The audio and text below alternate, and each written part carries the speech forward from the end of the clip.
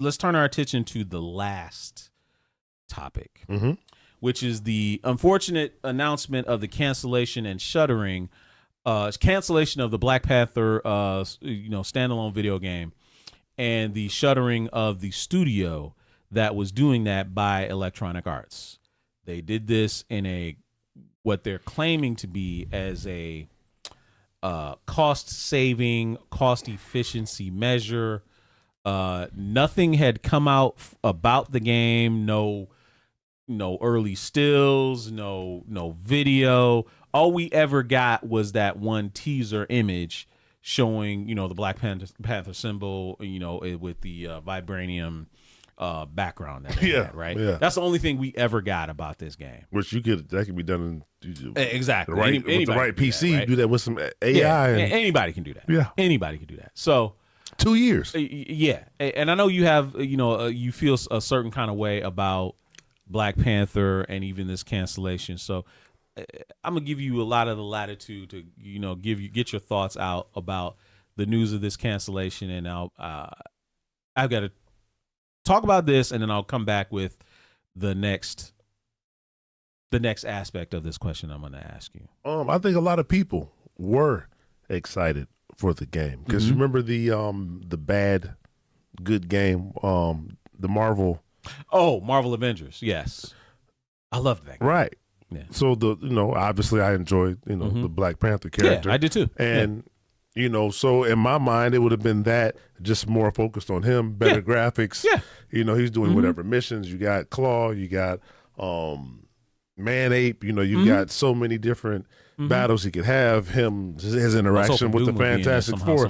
Doom, Namor. Yeah. Right, all of these interactions. And I think just across the board, black people, white people, just gamers across the board, they love Black Panther. Would have really appreciated a great game.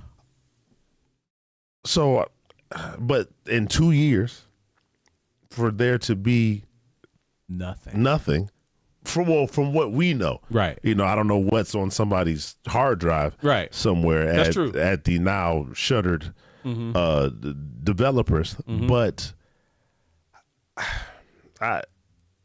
for me, I just feel like it was never going to get made in the first place, and it was just something. Just like a little, like them pandering to us to a degree. Okay. Again, I don't have any, proof concrete of that. Proof, like I had with my Nintendo Switch facts, with my Switch 2 stuff. Right. But just in my feelings that they just put it out there. And I don't know if it's got swept up in the DEI situation. Like, maybe whatever funding, or write-offs they would have got, now they're not, because there was 3 games they were supposed to be making in this collaboration with EA and Marvel. Two of them are still in production. The Iron Man game and then the joint Captain America Black Panther game, right? Isn't that no, EA I think that's somebody else. That's somebody else? I think that's somebody else. Okay. But the Iron Man game is still going on. Yeah. And that game was his father. So that wasn't even T'Challa. Right, that wasn't in that game. T'Challa. Right. So to have the Iron Man property still going, to have the rest of their normal slate still going, we got a new Battlefield coming, which looks great, but if they had taken these people 2 years ago and dedicated these people, so this studio only existed to make this one property, and all we see is a background of a shield. I mean, let me read this quote to you guys out there, and so you can kind of get a little bit of a further inkling of where EA's head at was with this, right? So they said EA said they canceled the game and closed the studio because the publisher is moving away from development of future licensed IP that we do not believe will be successful in our changing industry. You have to read between the lines to what he's saying, because let's break down what she said. Do not believe will be successful in our changing industry. Now, when you hear changing industry, your point about the DEI attacks from the current president and the wave of anti-DEI sentiment, which has nothing to do with us, nothing to do with us technically, right? Like it's not us, right? But people assume it's us, correct? Because we're black, right? I don't know. Yeah. So they're saying that they don't want to put money or time or effort into developing a game that may trigger some kind of a backlash.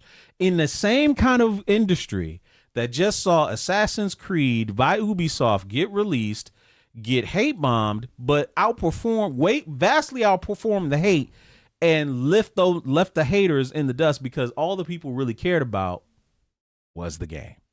That's all they cared about. And they're saying they fixed their mouths to say that a Black Panther game would generate zero interest from people or not be worth the trouble. A Black Panther standalone game. The same Black Panther that I heard white teenagers in the background for the trailer for Civil War be like, oh, that's Black Panther. Excitement. And they fixed their mouths to say that? What? I don't understand. Still making Iron Man. Part, yeah. Now they're still making Skate. They're still making Jedi 3. Jedi 3. Yep. They're everything else for them. Obviously Madden. Right. Obviously. So yeah, everything. They're still doing everything. I believe it's a couple of online properties or like cell phone games. Right. I believe and this right. But they canceled this. They chose this to cancel. Yeah. Which again feeds into your feelings about it. Now, the only thing I can say about the Iron Man game is at least that is being developed by a non-junior studio. Which again, if you're gonna do a Black Panther game, why are you gonna give it to a startup or an inexperienced studio to handle if you didn't have a intention of really developing the game? That feeds into what you're saying and what you're talking about. I'm with you on there. Yeah. Because Motive is the studio behind Dead Space. You know they know how to release a game. Yeah. You know they know how to release a game. Yeah. So why wouldn't you give it to a Respawn? Why wouldn't you give it to one of these other that has a track record that has a track for delivering, not just making a game, delivering? I don't get it. So EA deserves all the smoke for that. But my second prong of this question is feeding into your conspiracy theory. You have a feeling about. I want to ask you, and I want to ask everybody else out there. What's going on, Dragon? Sorry. Is there a T'Challa erasure thing going on here? That's what it feels like. That from Shuri taking over, them not seeming to want to recast. He's been losing Wakanda every 5 books, whether it's Doom, whether it's Namor, who he was. And I'm saying prior to Chadwick. We're talking Reginald Hudlin, yes, Priest. Like he was as smart as Reed, more money than Tony Stark, that, that was, and could beat both that was who he was. He was peak black man. And now it, like, even in Marvel Rivals, he's he's not. Listen, so that's the only time I'm gonna ever bring it up on here. Season 1 in December of Rivals. In Rivals, he's nerfed. Right, Season 1 in December they nerf him. Right? When did the game release? Probably maybe a month or 2 before that. Wow. Right. So he's nerfed Season 1. There's been plenty of character adjustments since then. Right. There's been nerfs. There's been nerfs. There's been buffs for every character. But him. That needs it. Right. Certain characters they've kind of got right, and the balancing is good. Guess which character they have not touched since December? Black Panther. Now, if across the board, no matter your race, no matter your religion, whatever you feel, if this is a universally liked character and respected character, by all people, by all accounts, and 6 months has went by, and you haven't buffed and he hasn't been touched, not once. And you've had people that have gotten two buffs, 3 buffs. You've got people in the game that are out of control, just doing what they want to do as a character. I heard Ultron's crazy, bro. Well, he drops in 2 days. Okay. Ultron drops in 2 days, and like the game is very anti-dive, and his entire movements set is diving or dashing. And at this point, it seems every character can counter his dash, which then makes him useless. Exactly. What? And they have team ups in the game, right? Yeah. So they took his away though, right? Well, they took part of it away. Okay. But so you had Storm And T'Challa? with you had Storm with Thor, right? And then that makes sense. Storm with Thor, and then they brought out, and then they changed it, and then there was Storm and Johnny Storm. Human Torch? Yes, they would have like a flaming tornado. All right. And then now it will be Storm and Jeff the Shark, right? And T'Challa's team up was with Magic, and then I'm just telling you, man. And so, but Reed's in the game. Reed's in the game, and him and the entire Fantastic Four, they have their team up. Clearly, he has one with his wife.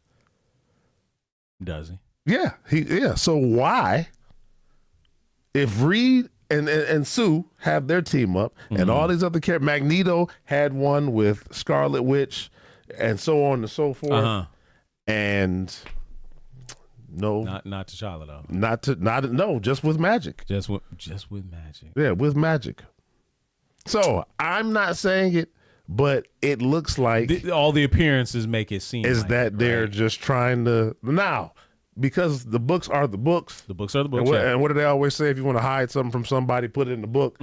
So hopefully the books continue to, but then I've heard people complain about certain books. Now, but you've told me he's got 3 or 4 different books out, but so not to totally counter your argument, right? Sure. Not to totally counter your argument, but from the book standpoint, one of the more successful Marvel lines going right now is Hickman's Ultimate Universe. He's not writing Black Panther, but Black Panther has one of the only solo books in his universe.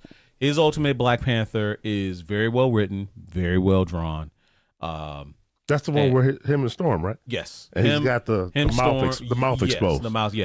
What the hell is going on? I don't know, man.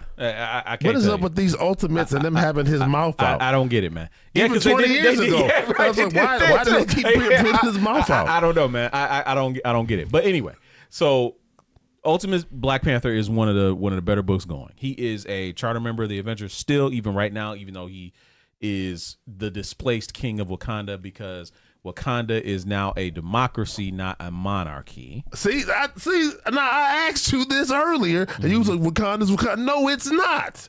So they've ruined Wakanda. They have, and I put that on the writer that.